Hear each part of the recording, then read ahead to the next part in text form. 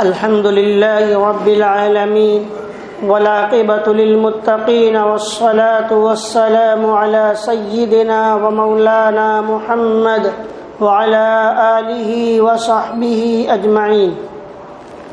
أما بعد فأعوذ بالله من الشيطان الرجيم.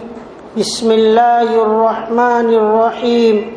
إن الذين يأكلون أموال اليتامى ظلما إنما يأكلون في بطونهم نارا وسيصلون سعيرا. وقال رسول الله صلى الله عليه وسلم: لا يحل مال امرئ مسلم إلا بطيب نفسه، أو كما قال عليه الصلاة والسلام. صدق اللہ العظیم وصدق رسولہ النبی الکریم. محترم بزرگوں اور دوستو، آج کے اس وقت میں آپ کے سامنے ہماری ایک بہت بڑی کوتاہی کی طرف اشارہ کرنے چاہتا ہوں، اس لیے کہ بہت سے حضرات اس کوتاہی میں اور اس غلطی میں مبتلا ہے، مگر وہ حضرات یہ سمجھتے ہیں کہ ہم گویا بالکل جب نماز پڑھتے ہیں، روزہ رکھتے ہیں، تو اس کے اندر ذہن میں آتا ہی نہیں ہے کہ ہم اس کوتاہی اور غفلت میں مبتلا ہے. دیکھیے، جب کوئی انسان مر جاتا ہے اور اس کا انتقال ہوتا ہے تو مرنے والے کے ساتھ 4 قسم کے حقوق لاحق ہوتے ہیں. سب سے پہلی چیز یہ ہے کہ اس کے کفن دفن کا خرچہ اس کے مال سے ادا کیا جائے. دوسری چیز، اگر اس نے کوئی قرض چھوڑا ہو تو اس قرض کی ادائیگی، یعنی میت اس دنیا سے چلی گئی، اس کا انتقال ہو گیا اور اس نے کوئی قرض چھوڑ دیا ہے کسی، اس کو ادا کرنا باقی ہے، تو سب سے پہلے ورثاء کے لیے، وارثوں کے لیے ضروری ہے کہ اس کے مال میں سے قرض کو ادا کرے. یہ نہ ہو کہ قرض ادا کرنے میں کوتاہی و غفلت برتے، کیونکہ کتابوں میں لکھا ہے اور حدیث مبارکہ میں بھی ہے کہ جب تک میت کا قرض ادا نہیں ہوتا اس وقت تک اس کو جنت سے روک دیا جاتا ہے. حدیث شریف کا مفہوم ہے کہ اگر کسی نے کوئی قرض کسی سے لیا ہے اور اس کی ادائیگی نہیں ہو پائی اور اس سے پہلے اس کا انتقال ہو گیا تو جب تک اس کا قرض ادا نہیں ہوگا وہاں تک اس کو روک دیا جائے گا. ایک واقعہ ہے جس سے بھی یہ بات اچھی طرح سمجھ میں آئے گا. حضرت مولانا مفتی محمد سعید صاحب پالنپوری رحمۃ اللہ علیہ، سابق شیخ الحدیث دارالعلوم دیوبند، ہمارے گجرات ہی کے، انہوں نے اپنی کتاب میں تحفۃ العلمی جو ترمذی شریف کی شرح ہے اس میں ایک بات لکھی ہے. وہ فرماتے کہ ایک مرتبہ میرا دہلی جانے ہوا. دہلی جب گیا میں تو ایک بنیا سے میری ملاقات ہوئی، جس کو وہ لوگ لالا جی بولتے ہیں. ایک لالا جی سے میری ملاقات ہوئی. اس نے آ کر مجھے کہا کہ مولانا صاحب، میں نے ایک سپنا دیکھا ہے جس کی تعبیر مجھے بتائیے. میں نے پوچھا کیا سپنا دیکھا ہے؟ کہا کہ فلاں صاحب جس کا انتقال ہو گیا تو کل رات سپنے میں آئے تھے، میں نے دیکھا کہ وہ ایک جگہ کھڑے ہیں جہاں کوئی تقریب ہے، کوئی شاندار کوئی فنکشن ہے، وہ وہاں باہر کھڑے تھے. اتنے میں پہنچا تو مجھے کہا کہ ارے بھائی میں تمہارا ہی تو انتظار کر رہا تھا. تو میں دیکھیے بھائی، ایک تو غیر اور ایمان والا نہیں ہوتا تو اس کو تو موت سے کتنی دیر لگے گی. مرا ہوا کہتا میں تیرا انتظار کر رہا ہوں، تو اسے وہ آدھے ہی بھر گئے. تو کہ اس کا مطلب کیا؟ تو حضرت مفتی سعید صاحب رحمۃ اللہ علیہ فرماتے ہیں میں نے اس سے پوچھا کیا تمہارا کوئی لین دین اس سے ہوا ہے اور کوئی چیز ان کی تمہارے پاس باقی ہو؟ کہا میں کتابوں کی جلد سازی کرتا ہوں اور وہ میرے پاس کتابیں جلد بنواتے تھے، بہت ساری کتابیں. ابھی اخیر میں بنوائی، انہوں نے پیسے بھی ادا نہیں کیے تھے، اس سے پہلے ان کا انتقال ہو گیا. میں دیوبند گیا، ان کے بچوں کے پاس بھی گیا، اور جا کر میں نے کہا بھی کہ بھائی تمہارے ابا نے کتابوں کی جلد بنوائی تھی، اتنے پیسے باقی ہے، مگر کوئی بچے نے مجھے پیسے دیے نہیں. حضرت مفتی سعید صاحب رحمۃ اللہ علیہ فرماتے کہ ٹھہرو. انہوں نے پیسے نکالے کہ بھائی کتنے پیسے؟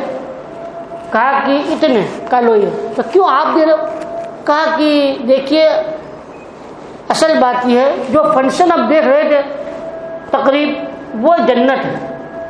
اور حدیث مبارکہ میں ہے کہ جب کوئی مر جاتا ہے اور اس کا قرض باقی رہتا ہے، جب تک قرض کی ادائیگی نہیں ہوتی وہاں اس کو روک دیا جاتا ہے. تو ان کو جنت میں جانے سے روک دیا گیا ہے جب تک تمہارا قرض ادا نہیں ہوگا.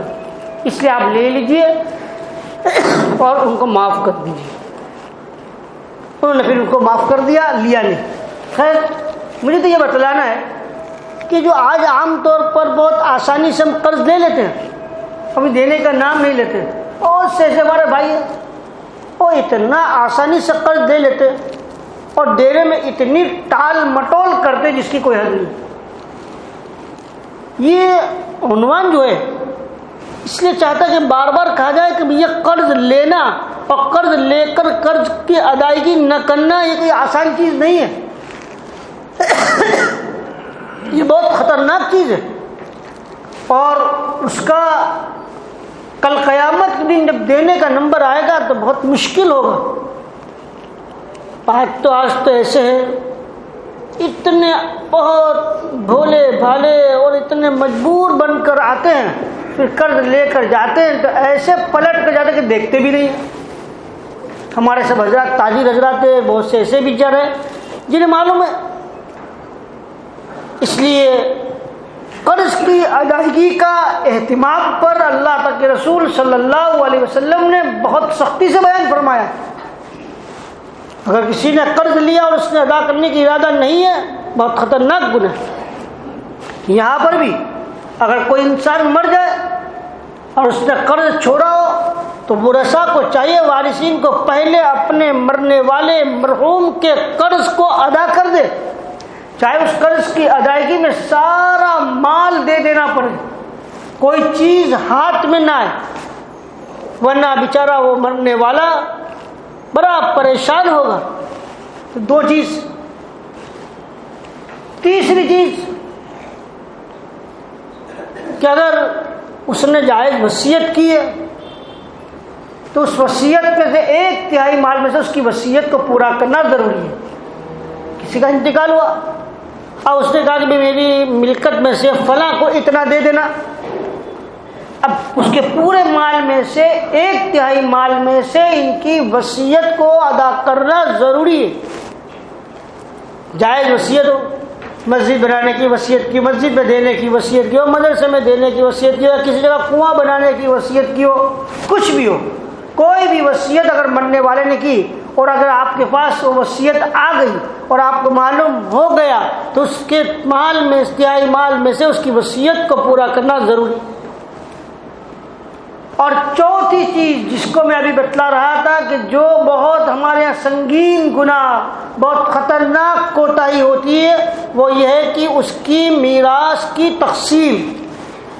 مرنے والے نے مال چھوڑا ہے، صحیح طریقے سے شریعت کے مطابق یا آپس میں بہترین سمجھوتے کے ساتھ تقسیم ہو جائے. آج بڑا اس کا مسئلہ ہے. مرنے والا جب چلا جاتا ہے اور وہ مال کو چھوڑ کر جاتا ہے تو اس کی تقسیم میں بہت زیادہ کوتاہی ہوتی ہے، بہت زیادہ. ہمیں معلوم نہیں، ایک مرنے والا دنیا سے چلا گیا، اس کا مال موجود ہے، اب اس کا مال اگر کوئی کھائے گا، اب اس کے ورثاء کے اندر جو مال موجود ہے جس کو ہم استعمال کرتے، بعض ایسے ہوں گے جو غائب ہوں گے، بعض ایسے ہوں گے جس کو یہ مال ادا کرنے پر یا اس کے استعمال تصرف پر اس کی رضامندی نہ ہو، بعض اس وارثوں کے اندر نابالغ ہوں گے. اس لیے بہت ضروری ہے کہ سب سے پہلے اس کی تقسیم کر دی جائے. امام حنیفہ رحمۃ اللہ علیہ کا واقعہ لکھا ہے کہ امام ابو حنیفہ رحمۃ اللہ علیہ ایک جگہ گئے ایک شخص کی عیادت کے لیے، ان کی طبیعت پوچھنے کے لیے۔ عیادت کے بعد ابھی بیٹھے تھے کہ اس کی نزا کی حالت شروع ہو گئی۔ اب انہوں نے سوچا آپ تو جانا نہیں ہے، نزا کی حالت شروع ہو گئی ہے، بیٹھے رہے۔ اتنے میں رات کا وقت تھا، چراغ جل رہا تھا۔ جیسے ہی اس شخص کی روح قبض ہوئی، امام ابو حنیفہ رحمۃ اللہ علیہ نے چراغ کو بجھا دیا۔ لوگوں نے کہا ارے بھائی امام صاحب، یہ چراغ بجھانے کا وقت ہے یا چراغ جلانے کا وقت ہے؟ اب تو ان کا انتقال ہو گیا۔ لوگ آئے کہ نہیں، یہی تو وقت ہے چراغ بجھانے کا، اس لیے کہ چراغ کے اندر جو تیل ہے وہ تیل کا مالک پہلے یہ تھے، اب ان کا انتقال ہو گیا، اس تیل کے مالک سارے ورثہ ہیں، ہمیں معلوم نہیں ہے کہ ورثہ کی اجازت ہے یا نہیں۔ اتنا احتیاط! ہم تو مرنے والا اس دنیا سے جاتا ہے، جس کے ہاتھ میں جو آیا اس کو تصرف کرنا شروع کر دیتے، اور جس کے ہاتھ میں جو آیا اس کو خرچ کرنا شروع کر دیتے۔ تصرف کے کرنے میں، خرچ کے کرنے میں ہم تمام وارثوں سے پوچھتے بھی نہیں کہ اس خرچ کے کرنے میں وہ راضی ہے یا نہیں، اور ان کی رضامندی ہے یا نہیں۔ یاد رکھیے، سوئی اور دھاگے کے اندر بھی میراث، کپڑوں میں بھی میراث، برتن میں بھی میراث۔ بعض مرا کہتے ہیں برتن اپنے اعتبار سے دے دیتے، کپڑے اپنے اعتبار سے دے دیتے۔ ایک ایک چیز مرنے والے کی اس کے اندر سارے وارثوں کا حق لگ جاتا ہے، اس کے اندر تصرف کرنے میں، اس کے خرچ کرنے میں تمام وارثوں کی اجازت کا لینا ضروری، اور اگر سارے وارث اجازت دے دے پھر اس پہ تصرف کر سکتے، ورنہ نہیں۔ یہ بہت اہم مسئلہ ہے، اگر ورنہ تو کسی کی اجازت کے بغیر کوئی مال خرچ کر لیا۔ حدیث مبارکہ میں جو میں نبی آپ کے سامنے پڑھی، نبی کریم صلی اللہ علیہ وسلم کا ارشاد، لا يحل مال امرئ مسلم الا بطیب نفسه، کسی مسلمان کا مال استعمال کرنا جائز نہیں ہے جب تک کہ اس کی رضامندی نہ ہو۔ رضامندی کا ہونا ضروری ہے۔ آج ہوتا کیا ہے، باپ کا انتقال ہو گیا، جس بیٹے کے پاس جو کچھ ہوتا ہے اس پر قابض ہو کے بیٹھ جاتا ہے، یا جو قوی ہوتا ہے اس پر غالب ہو جاتا ہے اور اس کو لے کر بیٹھ جاتا ہے، اور بیچارے دوسرے لوگ اس کو دیکھتے رہ جاتے ہیں۔ ایک چیز کی بھی بغیر اجازت کے تصرف ہوئی یا کسی کا مال ہم نے استعمال کر لیا، کل قیامت کے دن بہت سخت پکڑ ہوگی۔ ایک واقعہ لکھا ہے کتاب میں نے پڑھا، ایک بزرگ فرماتے ہیں ایک بہت بڑے عالم تھے، بہت بڑے عالم، ان کا انتقال ہو گیا۔ ان کے شاگردوں میں ایک شاگرد نے ان کو خواب میں دیکھا کہ ہمارے استاد محترم گرمی شدید تیز دھوپ میں برہنہ ننگے ادھر سے ادھر ادھر سے ادھر بھاگ رہے۔ ان کے شاگرد نے کہا استاد محترم، آپ تو قرآن پاک کے پرانے تفسیر پڑھانے والے، حدیث پڑھانے والے، اور آپ زہد تقویٰ کے مالک، بڑے عبادت گزار، اور یہ آپ کی حالت کیوں؟ کیا آپ کی عبادت اللہ کے قبول نہیں ہوئی؟ کہا ایسا نہیں ہے، یہ جو تم دیکھ رہے ہو مجھے عذاب کے اندر، وہ ایک سوئی کی وجہ سے ہو رہا ہے۔ کہ سوئی کی وجہ سے کہاں؟ کہ میرے مرنے سے پہلے میرا کپڑا پھٹ گیا تھا، میں نے پڑوس، میرے پاس سوئی نہیں تھی تو میں نے پڑوس سے سوئی منگائی تاکہ میرا کپڑا سی لوں اور اس کو واپس کر دوں گا، اور سوئی منگا کر کپڑے سی کر میں نے رکھ دی، اور اس کو واپس کرنا میں بھول گیا، اس سوئی کی وجہ سے مجھے یہ عذاب ہو رہا ہے۔ سوچو، ایک چھوٹی سی چیز کسی کے آ گئی، اور وہ بھی قصدن ارادتن نہیں کہ واپس نہیں کروں گا، پھر بھی اللہ تبارک و تعالیٰ کی طرف سے اس اللہ کے نیک بندے اور اس عالم کو اتنا عذاب ہو رہا ہے کہ شاگرد صبح اٹھے، فوراً گھر پہ گئے، گھر والوں کو پوچھا کہ بھائی فلاں جگہ پر دیکھو سوئی ہے، دیکھا تو ہے کہ ہے، تو آپ کو معلوم کہاں ہے؟ انہوں نے بازو میں سے منگائی تھی، ہم نے بھی سوچا تھا کہ واپس کر دیں گے، لوگ آتے جاتے رہے تھے، سوچا کہ آنا جانا بند ہو جائے تو واپس کر دیں گے۔ کل آئیے جلدی، وہ سوئی لے کر بازو میں گئے اور ان کو دے دی، کہا اس سوئی کی وجہ سے اس اللہ والے کو عذاب ہو رہا ہے۔ ان کو میرا افسوس ہوا، رو پڑے اور کہا میں اللہ کے ان کو معاف کرتا ہوں۔ خیر پھر رات کو سو گئے، وہی اللہ والے، وہی عالم صاحب دکھے وہ سر سب سادہ باغات کے اندر حشم و خدم سب کام کر رہے، بہت نوکر چاکر اور بہرے جاری ہے سب کچھ. کہا بھائی تمہارا شکریہ، تم نے جسے سوئی واپس کی. اور انہوں نے جب یہ کہا کہ میں نے ان کو اللہ کے لیے معاف کر دیا، فوراً اللہ تبارک و تعالیٰ میری اس عذاب کو ختم کر دیا. میرے محترم بزرگوں اور دوستوں، ذرا سوچیں، ایک سوئی کی وجہ سے اتنا بڑا عذاب. آج ہم اور آپ لوگوں کے مالوں کو لے لیتے ہیں، ہڑپ کر لیتے ہیں، ہضم کر لیتے ہیں اور دینے کا نام نہیں لیتے. کل قیامت میں اگر پکڑ ہو گئی تو کیا بچ سکتے، کس طرح بچ سکتے؟ میں نے خود ایک واقعہ سنا. حضرت ایک کلپ کے اندر حضرت مولانا ظفر علی خان رحمۃ اللہ علیہ کا، ان کی زبانی، جو پڑوس کے ملک کے بڑے زبردست عالم دین تھے. بہت سے لوگ جانتے ہو کہ ان کی کلپ بہت مشہور تھی، بہت ان کے بیانات آتے ہیں. انہوں نے خود فرمایا کہ میری والدہ کا انتقال ہوا، اور میرے والدہ کے انتقال کے بعد میری والدہ میرے خواب میں نہیں آتی تھی. مجھے اپنے والدہ کو خواب میں دیکھنے کا بڑا شوق تھا. میں لمبے لمبے وظیفے کرتا تھا کہ کسی طرح میری والدہ مجھے خواب میں آئے. ایک مرتبہ اللہ کا کرنا کہ میری والدہ خواب میں آئی، مگر میری والدہ بڑی پریشان، بہت گھبرائی ہوئی. میں نے اپنی والدہ سے پوچھا امی کیا ہوا؟ کہا میں بڑی عذاب میں ہوں، بڑی تکلیف میں ہوں. کہ کیوں؟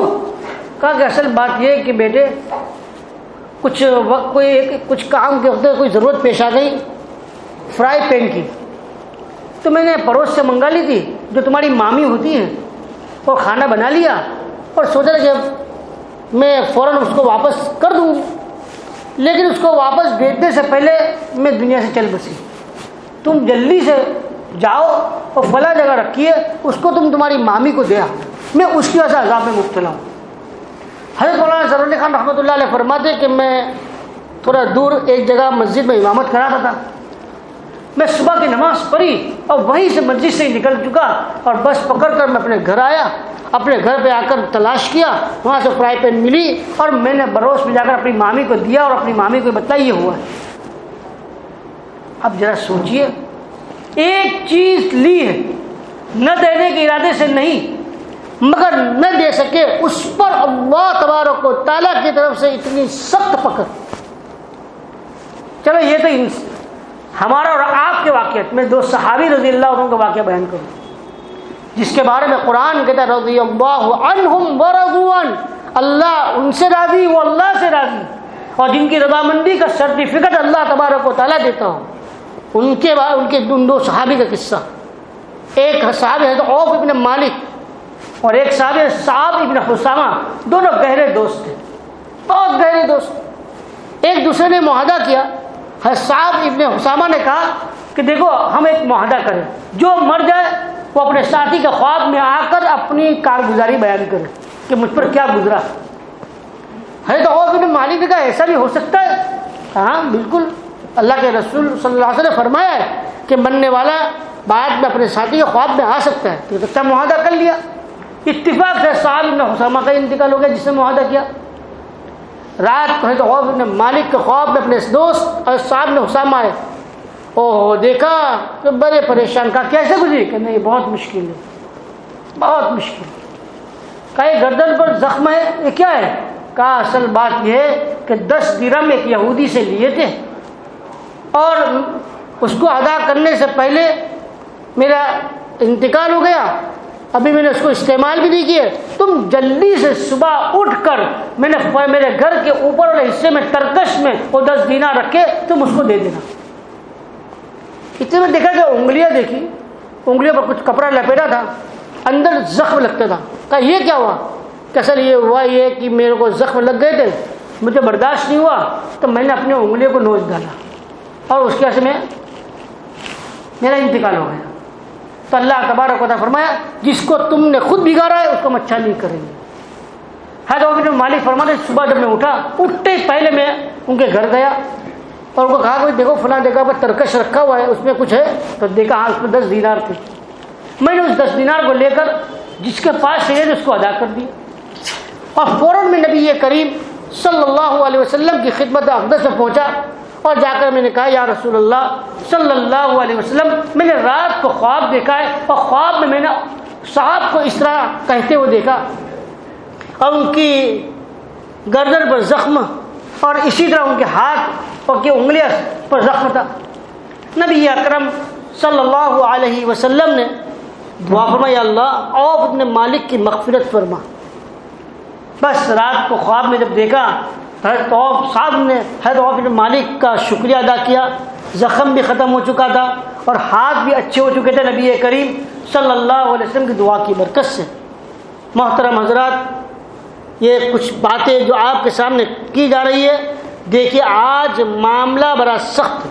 آج ہم اور آپ تقسیم میراث میں اور وارثوں کو دینے میں بہت ٹال مٹول کرتے ہیں اور بہت دیری سے تقسیم ہوتی ہے، جس میں ایک دوسرے کے حق مارا جاتا ہے۔ بعضی مرتبہ تو ایسا ہوتا ہے کہ بھائی بہن کے حق کو دینے میں بہت زیادہ کوتاہی کرتا ہے، بلکہ کئی جگہ پر تو ایسا ہوتا ہے کہ بہن بیچاری مانگ نہیں سکتی، یا بہن مانگتے تو بھائی کہتا ہے کہ دیکھو تم کو بھائی چاہیے کہ مال چاہیے، بہت ساری مرتبہ ایسا کہتے ہیں، یا بیچاری بہن شرم کے مارے۔ اس لیے ہمیں اور آپ کو چاہیے کہ ہمارے پاس نہ ہمارے بھائی کا نہ ہماری بہن کا 1 روپیہ بھی نہ رہے۔ تقسیم میراث میں جتنا جلدی ہو اتنا جلدی کرنی چاہیے، صحیح طریقے سے تقسیم ہونی چاہیے، کسی کا روپیہ ہمارے پاس نہیں رہنا چاہیے، مکمل طور پر اچھی طریقے سے تقسیم میراث ہونی چاہیے۔ ورنہ اگر ہم نے دنیا میں تقسیم میراث میں اور میراث کو تقسیم کرنے میں ہم نے کوتاہی کی، کل قیامت ان کے اگر اس پر پکڑ ہو گئی تو بہت خطرناک ہوگی۔ اللہ تبارک و تعالیٰ مجھے اور آپ کو میراث کی تقسیم کرنے کا صحیح طریقے سے توفیق عطا فرمائے اور ایک دوسرے کا حق جو ہم پر ہے اس کو صحیح طریقے سے ادا کرنے کی توفیق عطا فرمائے۔ وآخر دعوانا الحمد للہ رب العالمین۔